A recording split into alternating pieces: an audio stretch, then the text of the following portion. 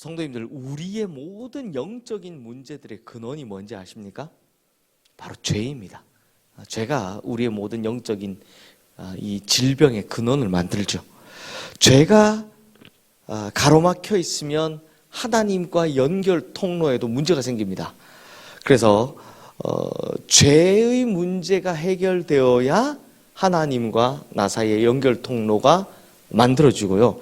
반대로 이 죄가 가로막혀 있으면 하나님과 나 사이에 큰 장벽이 가로막혀 있는 것처럼 그 통로가 막히게 되는 겁니다. 그러므로 우리의 영적인 이 성장이 일어나려면, 영적인 문제가 해결되려면 어떻게든 죄의 문제가 해결되어야 그 다음 스텝으로, 단계로 나아갈 수 있다는 겁니다.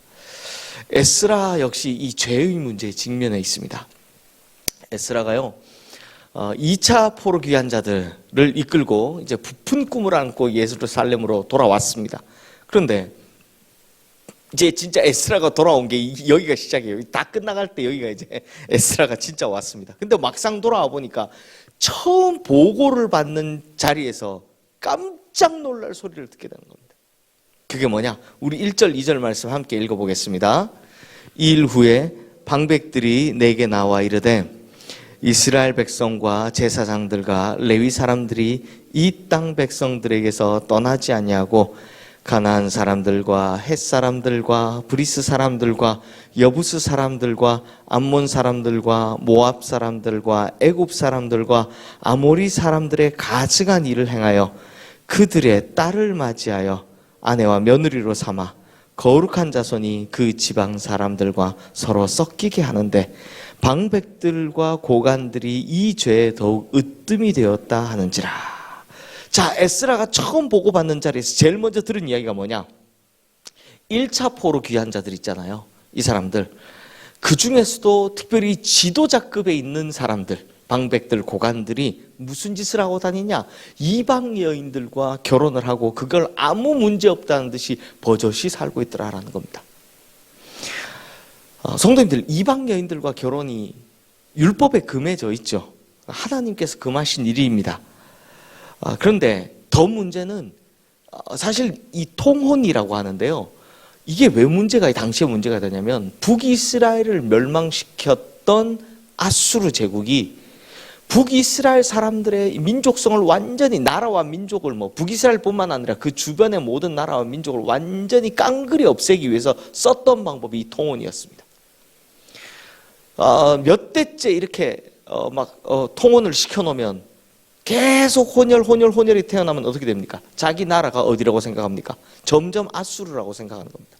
내가 원래 이스라엘 사람들이야, 이런 개념이 없어집니다. 실제로 성도님들, 신약 성경만 딱 와도 지파가 3개만 남아있죠. 레위, 유다, 베냐민. 이 3개밖에 안 남아있습니다. 나머지 위에 10지파는, 북이스라엘에 있던 10지파는 흔적도 없습니다. 왜? 이 통혼 정책 때문에. 지금도 없습니다.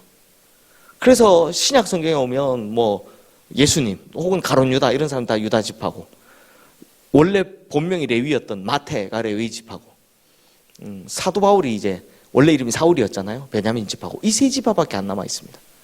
그 남유다에 있던 3지파만. 북이스라엘에 올라갔던 지파는 흔적도 없습니다. 왜? 이 통혼 정책 때문에. 그만큼 나라와 민족을 말살시키기 위한 정책이었습니다. 그리고 하나님도 그걸 그래서 싫어했습니다.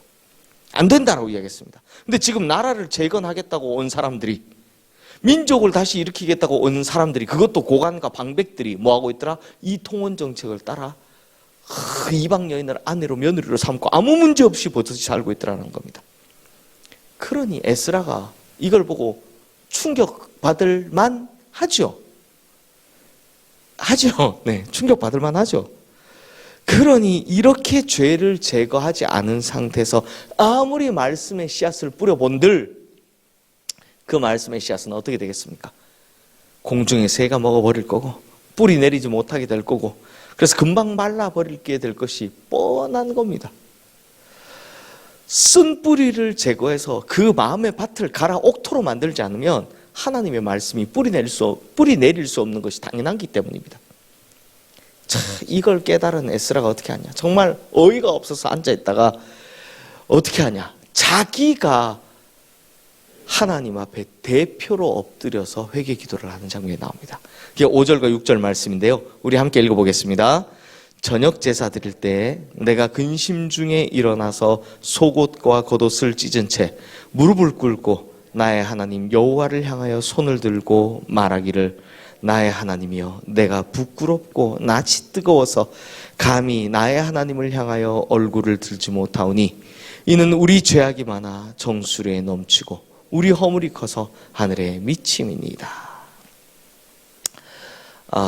참 참고로 말씀드리면 에스라는 저희 이제 목사님들끼리 에스라 느헤미야 비교할 때 이 말 잘하는데 에스라는 제사장이라 그런지 좀 착합니다. 착한 편입니다. 왜냐하면 에스라는 자기 옷을 찢잖아요. 그리고 자기가 막 하나님 우리가 잘못했습니다 이렇게 기도하잖아요. 나중에 느헤미야는 총독이잖아요. 에스라는 제사장이고 독합니다. 그래서 남의 머리를 다 뽑아버립니다. 이 사람들 머리를 다 잘라버립니다.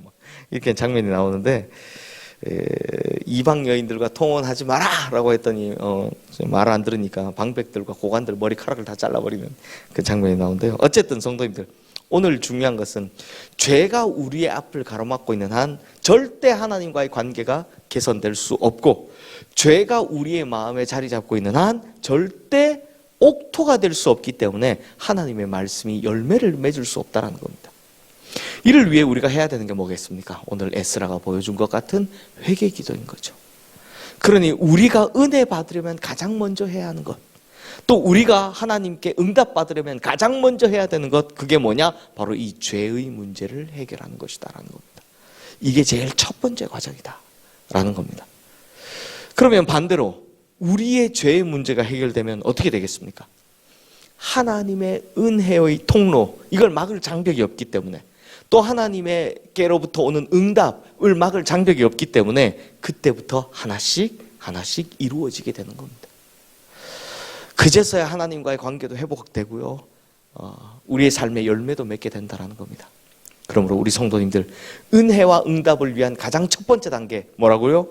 회개를 통해서 하나님과의 관계도 회복하시고, 그리고 응답의 열매도 맺게 되시는 우리 성도님들 되시기를 주님의 이름으로 축원합니다.